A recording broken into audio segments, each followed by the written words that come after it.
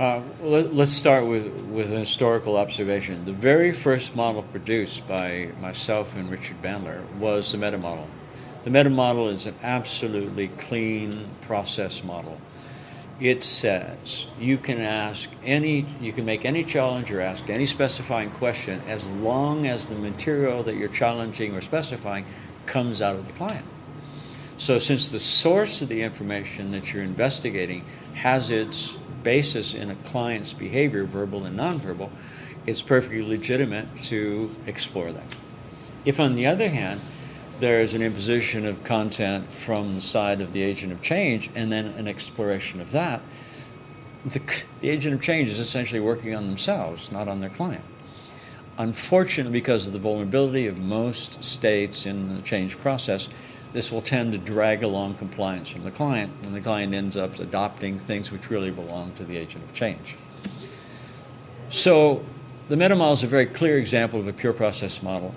Its basis is syntax, there's no meaning involved, and it's reactive in the sense that it's a utilization of material that comes directly from the client.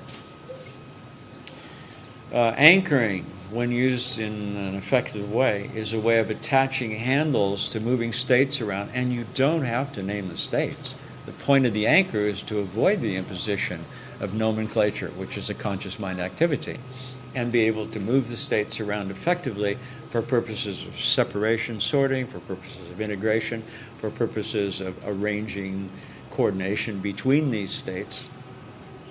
So, again, anchoring, when used in this sense of attaching handles to things you don't investigate to understand, but you simply move them around by the use of these handles, these anchors, is a fundamentally syntactic operation, which once again avoids the imposition of interpretation and categories and in general content on the client.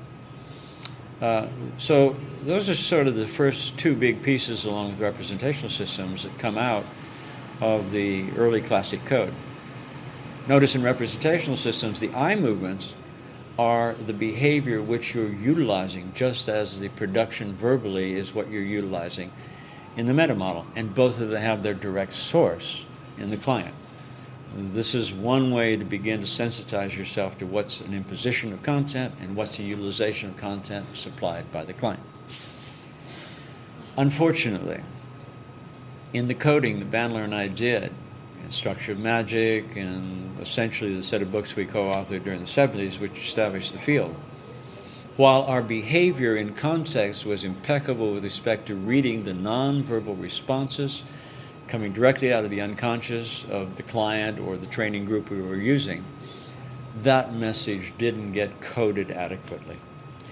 So you're left because people now think that the point of the NLP patterns they've learned is the imposition of these process categories on the client. And they're missing the point that each such provocation, each application, stimulates a conscious and unconscious response.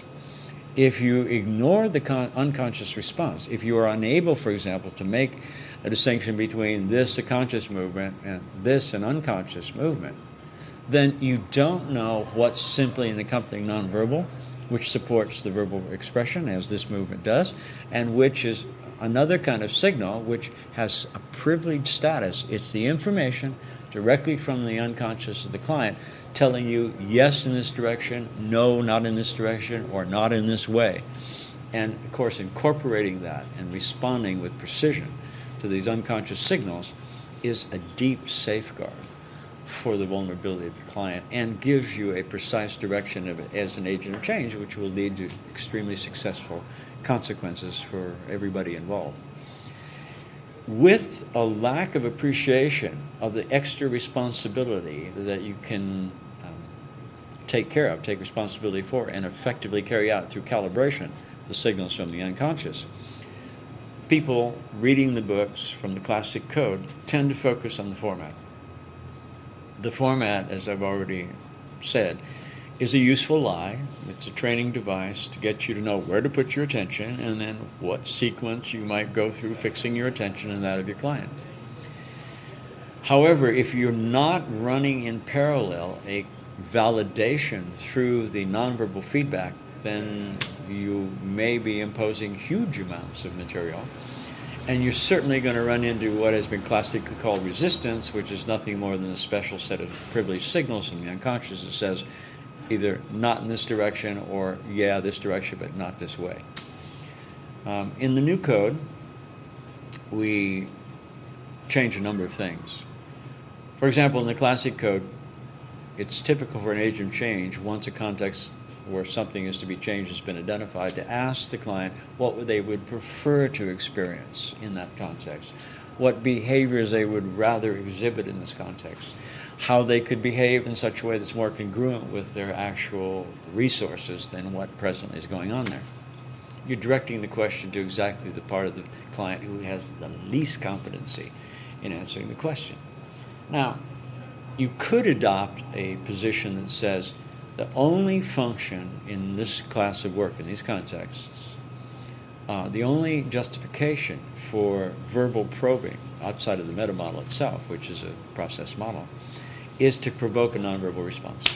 Now, if you take that attitude, you are subordinating the responses consciously to the validation or invalidation signals coming out of the unconscious, and you can make this work. And in fact, this is quite typical of what Bandler and I actually did in our work, in both training and change work with clients. Because of the abuse of these impositions, even though they're process impositions, they are impositions. In the new code, we change the assignment of responsibility for selection of new behaviors, resources, etc., to the unconscious. We leave the person, the client, at the end of the intervention with the new code activity or game in a state of not knowing what new behaviors specifically they'll exhibit in this context. They know directly by experience that something enormous has shifted internally.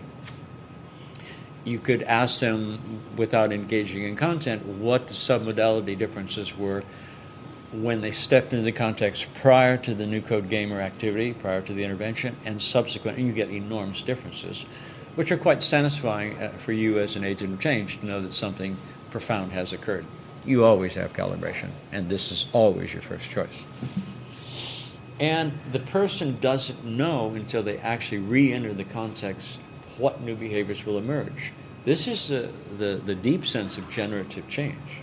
Not only will they generate those behaviors on the spot and therefore take into the nuances and the details of the actual context that they're involved in, but should they enter this context multiple times over a period of time, the responses will shift. The behavior is not fixed. The unconscious will reactivate automatically the high-performance state that's been associated with these contexts and generate new behaviors on the spot out of the high-performance state, which modify themselves automatically to take into account the nuances and the details of the actual challenging context, as well as the intention of the person carrying out these actions. So in this way, you are not turning unhappy robots into happy robots. You're turning unhappy robots into an organism which decides in context, on the spot, driven by a high-performance state activated unconsciously, what choices and new behaviors can be presented in order to satisfy the positive intentions that they enter the context with. This is a profound difference. I suspect that you could corrupt any of these things, but as presented by, certainly Inspirative, who you and Chris Jules have done an enormous amount of work of taking these intrusions from who knows where into NLP of content models, which are unethical in the deep sense we're talking about here, and finding the closest process version of what's being used to offer people the choice of continuing to use patterns that they're familiar with in a modified form, which removes the content impositions and moves it to a level of process. So just as you're able to convert content models, which are unethical, into the closest process version, it is possible for people to take process patterns and make them content.